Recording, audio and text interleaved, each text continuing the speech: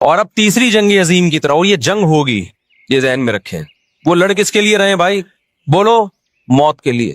جو موت کے لیے لڑتا ہے اس کو تو زمین چاہیے ہی نہیں، اس کو اپنا فرض ادا کرنا ہے۔ بھائی نہیں ہو سکتا، یہ نہیں ہو سکتا۔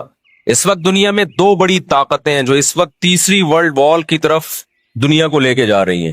آپ کو پتا ہے پہلی جنگ عظیم میں کتنے لوگ ہلاک ہوئے، دوسری جنگ عظیم میں کتنے لوگ ہلاک ہوئے، اور اب جب تیسری جنگ عظیم ہوگی تو ہلاکتوں کا جو ریشو ہوگا، میں سمجھتا ہوں آدم علیہ السلام کے زمانے سے لے کر اب تک دنیا میں جتنی ہلاکتیں ہوئی ہیں وہ ایک طرف ترازو کے ایک پلڑے میں رکھ دیں آپ، اور یہ تیسری جنگ عظیم جو اسرائیل کی وجہ سے ہونے جا رہی ہے اس میں جو ہلاکتیں ہوں گی وہ تمام ریکارڈ توڑ دیں گی، اور اس کا ذمہ دار برطانیہ، امریکہ اور اسرائیل ہوگا، جو دنیا میں سب سے زیادہ تہذیب کے ٹھیکے دار سمجھے جاتے ہیں۔ اس لیے میرے سامنے یہ نہ کیا کرو گورے کے اخلاق بہت اچھے ہوتے ہیں، تھینک یو سے بات شروع کرتا ہے، تھینک یو پہ ختم کرتا ہے۔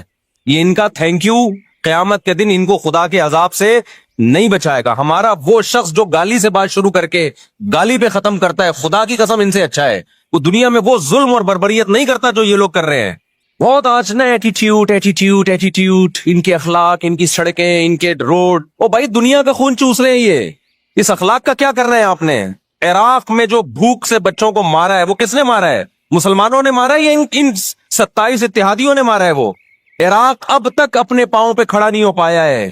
اس تباہی کا جو سینکڑوں بچے یونائٹڈ نیشن کی رپورٹ کے مطابق عراق میں بھوک سے مرے ہیں، ان کا ذمہ دار سعودی عرب ہے، پاکستان ہے، یا وہ 27 اتحادی ممالک ہیں جو سارے غیر مسلم کنٹریز ہیں، جنہوں نے 27 ملکوں نے مل کے عراق پہ حملہ کیا تھا اور جھوٹا الزام لگایا کہ ان کے پاس کیمیکل ہتھیار ہیں۔ اب بھی دنیا کو اگر ہوش نہیں آتا اور کفر کی حقیقت سمجھ میں نہیں آتی ہے، ہمارے لبرل اور سیکولر طبقے کو جو صبح و شام ان کے گن گاتے ہیں، تو پھر آپ کو اس کا اللہ کے سامنے حساب دینا پڑے گا۔ آج کے جو اخلاق ہیں نا دنیا میں، ان کی کیا ویلیو ہے؟ باپ پر 1 روپیہ خرچ نہیں کرنا، ماں کے لیے، ابا کے لیے اولڈ ہاؤس، اور اماں کے لیے کیا ہے؟ بولتے کیوں نہیں بھائی؟ اولڈ ہاؤس ہے۔ کبھی لڑتے نہیں ابا سے، کبھی لڑتے نہیں اماں سے۔ اس سے اچھا وہ بچہ ہے جو کبھی کبھار ابا سے لڑ بھی لیتا ہے، اماں سے لڑ بھی لیتا ہے، لیکن اسے پتا ہے کہ میں نے آخری دم تک ان بوڑھے ماں باپ کو اپنے سے جدا نہیں کرنا۔ وہ لڑکے توبہ استغفار کر لیتا ہے، وہ زیادہ بہتر ہے۔ دیکھنے میں یہ بدتمیز لگے گا آپ کو، خدا کی نظر میں اس کا مقام اس سے زیادہ ہے جو تمیز دار ہے۔ اس تمیز کا کرنا کیا ہے آپ نے؟ کہاں گئی وہ عالمی طاقتیں؟ کہاں گئے وہ تہذیب کے ٹھیکیدار جو ہمیں تہذیب سکھاتے ہیں؟ ساری دنیا ایک بات جانتی ہے کہ 18ویں 20ویں صدی سے پہلے مکمل فلسطین یہ کس کے پاس تھا؟ بولو بھائی، یہ عربوں کے پاس تھا، مسلمانوں کے پاس تھا، ایک عرب کنٹری تھا۔ کون سے لا اور کون سے قانون کے تحت اس کو یہودیوں کے حوالے کیا گیا؟ زیادہ لمبی بحث نہ کیا کریں، اسے کہیں ماضی کی طرف جاؤ۔ کون سے قانون کے تحت اس میں یہودیوں کو لا کے زبردستی بسایا گیا ہے؟ آج بہت سے لبرل لوگ، سیکولر لوگ، یا وہ مذہبی لوگ جو اصل میں ان کے دماغ میں سافٹ ویئر سیکولرزم ہی کے انسٹال ہوئے ہوئے ہیں، انہوں نے لبادہ مذہب کا اڑا ہوا ہے، آج وہ بھی چھپے لفظوں میں اسرائیل کی حمایت کر رہے ہوتے ہیں کہ جی زمینیں تو فلسطینیوں نے بیچی تھی یہودیوں کو۔ آپ اگر اپنے ملک میں کسی کو زمین خریدنے دیتے ہو تو کیا اس کا یہ مطلب ہوتا ہے کہ کل وہ آپ کا باپ بن جائے؟ دنیا میں کہیں کسی کنٹری میں یہ لا ہے کیا؟ آپ نے اجازت دی اپنے پڑوس میں آ کے کسی شخص کو رہنے کی، کل اس نے آپ کے مکان پہ بھی قبضہ کر لیا، کل اس نے اپنی ریاست کا اعلان کر دیا۔ دنیا میں کہیں بھی اس بات کو تسلیم کیا جائے گا؟ دنیا میں 2 بڑی جنگیں ہو چکی ہیں، ان دونوں بڑی جنگوں میں کہیں بھی کسی مسلمان کا نام بولو نہیں آئے گا، کہیں بھی نہیں آئے گا کہ یہ کسی فلاں مسلم کی وجہ سے ہوئی ہے یہ جنگ۔ اور اب تیسری جنگ عظیم کی طرح، اور یہ جنگ ہوگی، یہ ذہن میں رکھیں، کیونکہ فلسطینی کسی قیمت پہ بھی یہودیوں کا تسلط فلسطین میں برداشت نہیں کریں گے۔ They fight to die. وہ لڑ کس کے لیے رہے بھائی؟ بولو، موت کے لیے۔ جو موت کے لیے لڑتا ہے اس کو تو زمین چاہیے ہی نہیں، اس کو اپنا فرض ادا کرنا ہے۔ بھائی نہیں ہو سکتا، یہ نہیں ہو سکتا۔ اگر آپ فلسطینیوں کو دبانے کی کوشش کرو گے کہ جنگ کے زور سے ہم ان کو دبا کے ان پہ تسلط قائم کر لیں، تو 60-70 سال سے زیادہ عرصہ ہو گیا جنگ کے ذریعے ان پہ کنٹرول کرنے کی۔ اب تک کنٹرول، یہ 60 سال کا عرصہ بہت ہوتا ہے۔ اور اس میں آپ یہ نہ دیکھیں کہ چند یہودی تھے، چند ہزار یا چند لاکھ، اس کے پیچھے بہت بڑی طاقت جس کو امریکہ کہا جاتا ہے، اس طاقت کا بھرپور استعمال، اس کی مکمل سپورٹ کے بغیر کے باوجود بھی اب تک فلسطین پر مکمل کنٹرول نہیں ہوا ہے۔ انہیں کیا مل رہا ہے ان فلسطینیوں کو بھائی؟ آج وہ اسرائیل کے سامنے ہتھیار ڈال دیں، اسرائیل ان کو نیشنلٹی بھی دے گا، اسرائیل وہ لگژری لائف ان کو دے گا جو جس کا میں اور آپ تصور بھی نہیں کر سکتے، وہ لگژری لائف دے گا ان کو، لیکن وہ کسی قیمت پہ بھی آمادہ نہیں ہوں گے۔ تو افسوس ہمیں اس پر ہوتا ہے کہ جب ہم نیٹ پہ دیکھتے ہیں نا انڈیا ساتھ دے رہا ہے اسرائیل کا، اوپر سے کچھ بیان داغ دیتے ہیں تھوڑے سے فلسطینیوں کے حق میں تاکہ لوگوں کی تھوڑی سی ہمدردی ہمیں ملے، پس پردہ مکمل کس کو سپورٹ کر رہا ہے؟ اسرائیل کو۔ امریکن نیوز چینل بھی اوپر سے بیان دے دیتے ہیں فلسطین میں ظلم ہو رہا ہے، ہم نے اس کو روکنا ہے، مکمل سپورٹ کس کو کر رہا ہے؟ امریکہ، اسرائیل۔ اور برطانیہ تو ہے ہی اس فساد کی بنیاد رکھنے والا، رپورٹیں تو بی سی بھی پیش کر رہا ہے فلسطینیوں کے حق میں، لیکن جو ریاست بی بی سی کی مالک ہے وہ سپورٹ کس کو کر رہی ہے؟ اسرائیل کو۔ دیکھو ہم نہ یہودی کے خلاف ہیں، نہ عیسائیوں کے خلاف ہیں، نہ ہندوؤں کے خلاف ہیں، نہ سکھوں کے خلاف ہیں۔ ہندو، سکھ، عیسائی اور یہودی، ان کے بارے میں ہمارے پاس قرآن کی واضح تعلیمات ہیں، لا اکراہ فی الدین قد تبین الرشد من الغی، دین میں کوئی زبردستی نہیں ہے، کسی شخص کو مذہب کی تبدیلی پر مجبور نہیں کیا جائے گا، کیونکہ اللہ نے سیدھا راستہ اور غلط راستہ 2 اور 2 4 کی طرح بیان کر دیا ہے۔ جس کا دل چاہے سیدھے راستے پہ چلے، جس کا دل چاہے برے راستے پہ چلے۔ قرآن نے یہ بھی واضح کر دیا کہ آپ کسی پر زبردستی نہیں کر سکتے، تلوار کی زور سے کسی کو اسلام میں داخل نہیں کر سکتے۔ اے اللہ، ہم نے ان غیر مسلموں سے سلوک کیسا کرنا ہے یہ بھی قرآن نے بیان کر دیا۔ لا ینہاکم اللہ عن الذین لم یقاتلوکم فی الدین ولم یخرجوکم من دیارکم ان تبروہم، 28واں پارہ۔ جو بھی غیر مسلم ہے، چاہے وہ یہودی ہو، چاہے وہ عیسائی ہو، چاہے وہ ہندو ہو، سکھ ہو، بدھسٹ ہو، اللہ فرماتے ہیں اللہ تمہیں ان سے اچھے سلوک سے منع نہیں کر رہا، بلکہ اچھے سلوک کا اللہ تمہیں حکم دے رہا ہے۔ ہمارے نبی صلی اللہ علیہ وسلم جب کوئی یہودی بیمار ہوتا اس کی بھی عیادت کے لیے اسی طرح جایا کرتے تھے جیسے کسی مسلمان کی عیادت کے لیے جاتے۔ ہمارے نبی کی زوجہ ایک یہودی خاندان سے تھیں، وہ اپنے یہودی خاندان کو ہدیے دیا کرتی تھیں، ہمارے نبی صلی اللہ علیہ وسلم نے اس عمل سے انہیں منع نہیں کیا۔ اور آج بھی بہت سارے یہودی اسرائیل کے مسئلے میں فلسطینیوں کے ساتھ ہیں، ان کے حق میں مظاہرے کر رہے ہیں۔ ہماری دشمنی یہودیوں سے نہیں ہے، عیسائیوں سے نہیں ہے، ہماری دشمنی ان یہودیوں سے ہے جو اسرائیل کو سپورٹ کر رہے ہیں۔ آپ اگر قرآن اٹھا کے دیکھیں، اللہ تعالیٰ نے اپنے محبوب ترین پیغمبر موسیٰ کلیم اللہ وقربناہ نجیہ، جن کے بارے میں قرآن کہتا ہے وہ پیغمبر جن کو کوہ طور پہ بلا کے میں ان سے سرگوشیاں کیا کرتا تھا، اس پیغمبر کو اللہ نے اس قوم کی طرف بھیجا۔ کس قدر ٹینشن دی یہودیوں نے موسیٰ علیہ السلام کو، کیسے معجزے اپنی آنکھوں سے دیکھ رہے ہیں، درجنوں مرتبہ لاٹھی کو سانپ بنتے ہوئے دیکھا، سمندر کو اپنے سامنے 2 ٹکڑے ہوتے ہوئے اس قوم نے دیکھا جو آج اسرائیل پہ قبضہ، فلسطینیوں پہ ظلم کر رہی ہے۔ آج یہودی کیا کہتے ہیں کہ بیت المقدس ہمارا ہے، ہمارے پیغمبر موسیٰ علیہ السلام، ابراہیم علیہ السلام، یعقوب علیہ السلام، اسحاق علیہ السلام، یہ تو سارے ہمارے پیغمبر ہیں، یہ سارے ہمارے پیغمبر ہیں، تو یہ ہمارا قبلہ ہے۔ یہ قرآن کیا کہتا ہے؟ آپ سورہ بنی اسرائیل اٹھائیں، وَقَضَيْنَا إِلَىٰ بَنِي إِسْرَائِيلَ فِي الْكِتَابِ لَتُفْسِدُنَّ فِي الْأَرْضِ مَرَّتَيْنِ وَلَتَعْلُنَّ عُلُوًّا كَبِيرًا فَإِذَا جَاءَ وَعْدُ أُولَاهُمَا بَعَثْنَا عَلَيْكُمْ عِبَادًا لَنَا أُولِي بَأْسٍ شَدِيدٍ فَجَاسُوا خِلَالَ الدِّيَارِ وَكَانَ وَعْدًا مَسْئُولًا ثُمَّ رَدَدْنَا لَكُمُ الْكَرَّةَ عَلَيْهِمْ وَأَمْدَدْنَاكُمْ بِأَمْوَالٍ وَبَنِينَ وَجَعَلْنَاكُمْ أَكْثَرَ نَفِيرًا إِنْ أَحْسَنْتُمْ أَحْسَنْتُمْ لِأَنفُسِكُمْ وَإِنْ أَسَأْتُمْ فَلَهَا فَإِذَا جَاءَ وَعْدُ الْآخِرَةِ لِيَسُوءُوا وُجُوهَكُمْ وَلِيَدْخُلُوا الْمَسْجِدَ كَمَا دَخَلُوهُ أَوَّلَ مَرَّةٍ وَلِيُتَبِّرُوا مَا عَلَوْا تَتْبِيرًا۔ اللہ کہتے ہیں ہم نے تمہیں 2 چانس دیے بیت المقدس میں، 2 چانس، 2 دفعہ ہم نے تمہیں بیت المقدس پہ غلبہ عطا کیا، لیکن جب تم نے بدعمالی کی، تم اپنی تاریخ اٹھا کے دیکھو، 2 دفعہ تمہاری بیت المقدس میں دھنائی ہوئی ہے، 2 دفعہ تمہاری پٹائی ہوئی ہے بیت المقدس میں، اور وہ تمہاری بدعمالیوں کی وجہ سے ہوئی ہے۔ تو یہودیوں کے ہاتھ سے جو بیت المقدس نکلا ہے وہ ہماری وجہ سے نہیں نکلا، وہ کس کی وجہ سے نکلا ہے؟ ان کی اپنی ناشکریاں اور اپنی بدعمالیوں کی وجہ سے نکلا ہے۔ اللہ نے پھر عیسائیوں کو غلبہ عطا کیا بیت المقدس پہ. دنیا میں 3 مسجدیں ایسی ہیں جو اللہ کی نظر میں بہت مقدس ہیں اور ان پر حکومت کرنے کا حق، کنٹرول کرنے کا حق اسی کو ہے جو اللہ کے دین برحق کو ماننے والے ہیں.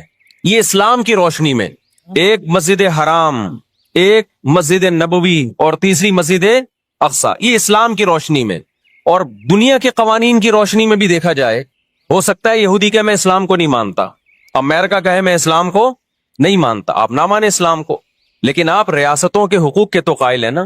18ویں 19ویں صدی کے آخر میں دنیا میں جن جن ممالک کی لکیریں کھنچ چکی تھیں، پوری دنیا کا معاہدہ ہے، پوری دنیا کے ایگریمنٹ ہے کہ جس ریاست کو ہم نے تسلیم کر لیا ہم اس کے خلاف مسلح لڑائی بولو نا نہیں لڑ سکتے.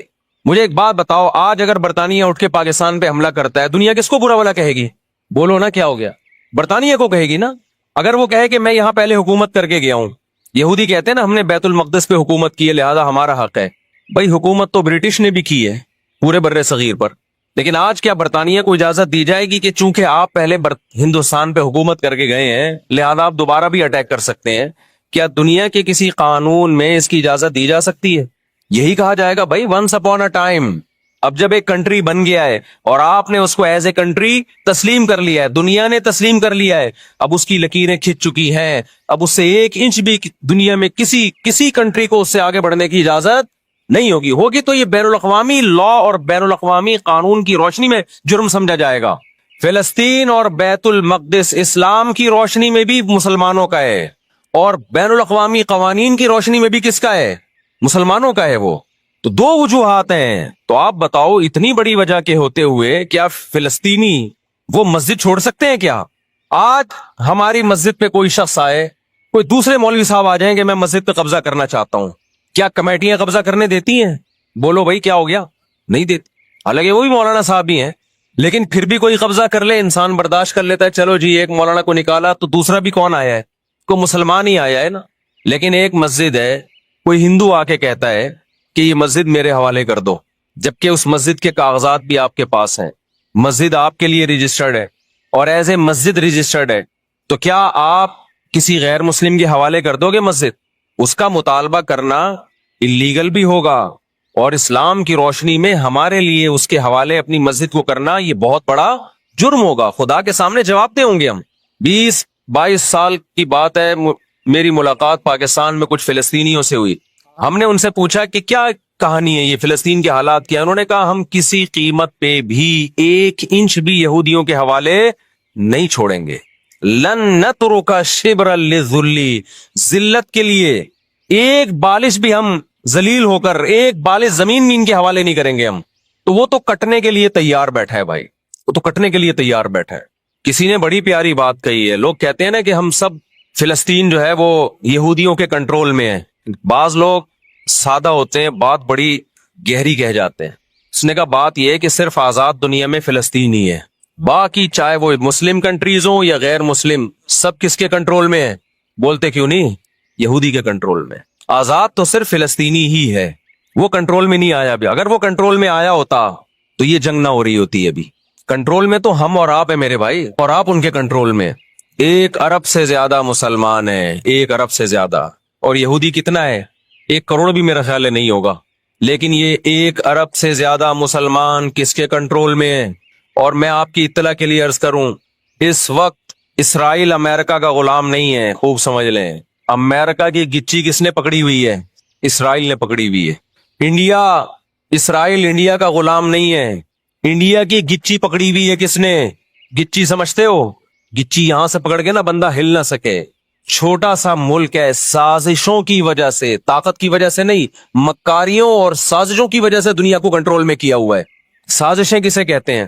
ایک بہت طاقتور آدمی جو آپ کے کنٹرول میں نہ ہو، آپ اس کے کسی راز پہ مطلع ہو جائیں، اسے کسی برائی میں ڈالیں اور خفیہ ویڈیو بنا لیں آپ اور بولیں جو میں کہہ رہا ہوں کرتا رہے ورنہ یہ ویڈیو لیک کر دوں گا. وہ انتہائی پاورفل آدمی بھی کنٹرول میں کس کے آ جائے گا؟ ایک انتہائی کمزور آدمی کے کنٹرول میں. یہودیوں پر ان کی بدعمالیوں کی وجہ سے قرآن کیا کہتا ہے؟ غربت علیہم الذلہ، انہوں نے پیغمبروں کو قتل کیا، انہوں نے موسیٰ علیہ السلام کو صرف ستایا نہیں، بے انتہا ستایا. اتنے سارے معجزے دیکھنے کے باوجود इन्होंने ईसा इब्ने मरियम को अल्लाह का बेटा कहा, ईसा इब्ने मरियम को माज अल्लाह वलदुज़्ज़िना कहा, हालांकि इनकी अपनी किताबों में आज तक ईसा इब्ने मरियम की गवाही, उनके नबूवत के अलामात मौजूद हैं। आपको पता है यहूदी मदीना में क्यों आबाद हुए? आखिरी नबी के इंतजार के लिए, वरना मदीना और यहूदियों का आपस में कोई लिंक बनता नहीं है। ये लोग जाया करते थे सफर करके, रास्ते में मदीना का नखलिस्तान था।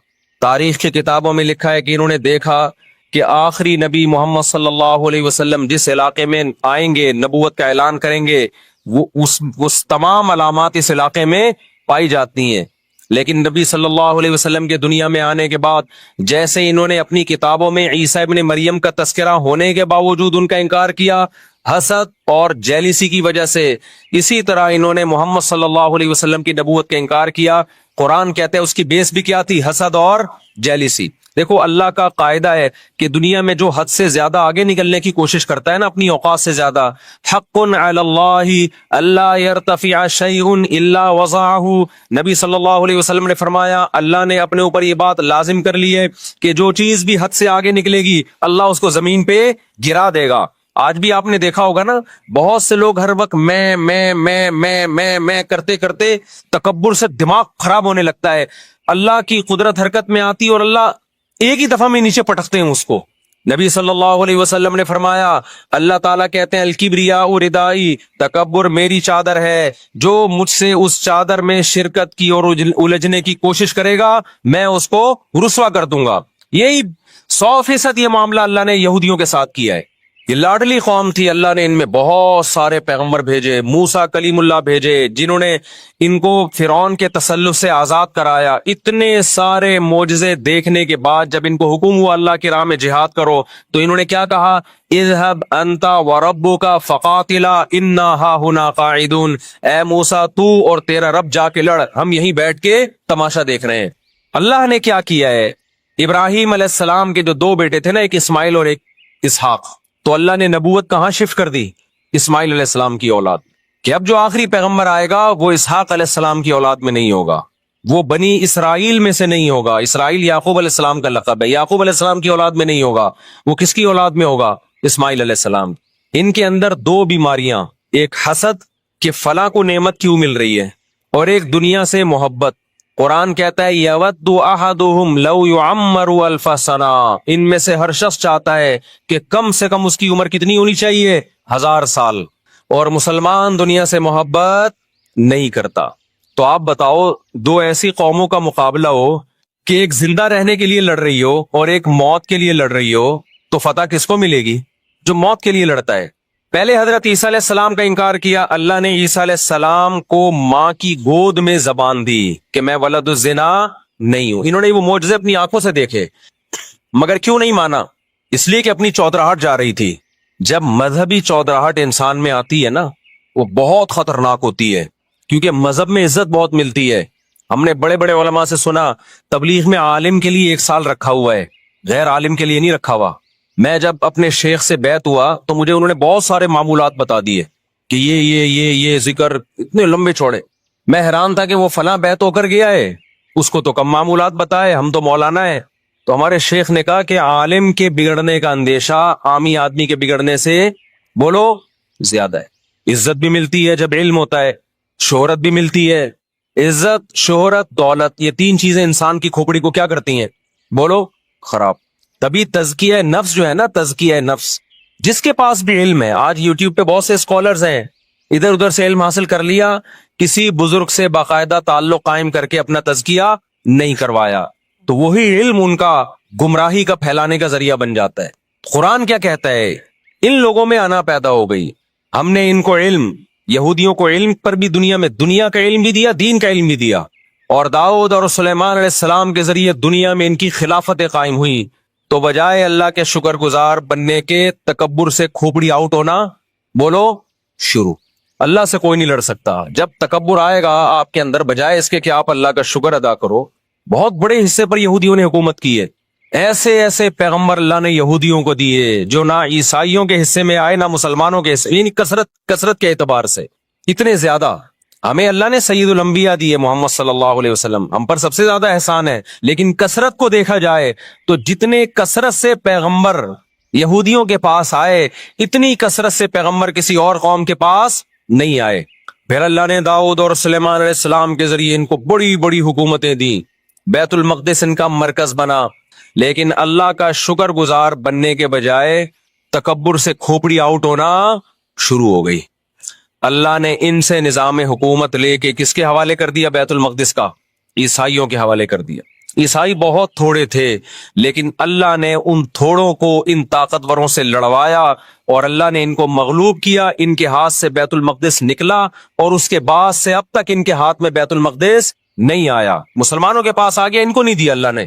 18ویں صدی کے شروع میں، 17ویں صدی کے اینڈ میں، سن 1900 کی بات کر رہا ہوں میں، 1901 1902 کی، اس سے بھی کچھ ٹائم پہلے، یہ دنیا میں بکھرے ہوئے تھے، دنیا میں کسی کو ان سے دشمنی نہیں، لیکن دنیا میں جہاں بھی گئے کبھی ایسا نہیں ہوا کہ انہوں نے سازشیں ترک نہ کی ہوں۔ ہٹلر جو تھا نا دوسری جنگ عظیم میں تو جرمنی گیا ہوں نا، میں نے وہ قبرستان بھی دکھایا تھا یہودیوں کا۔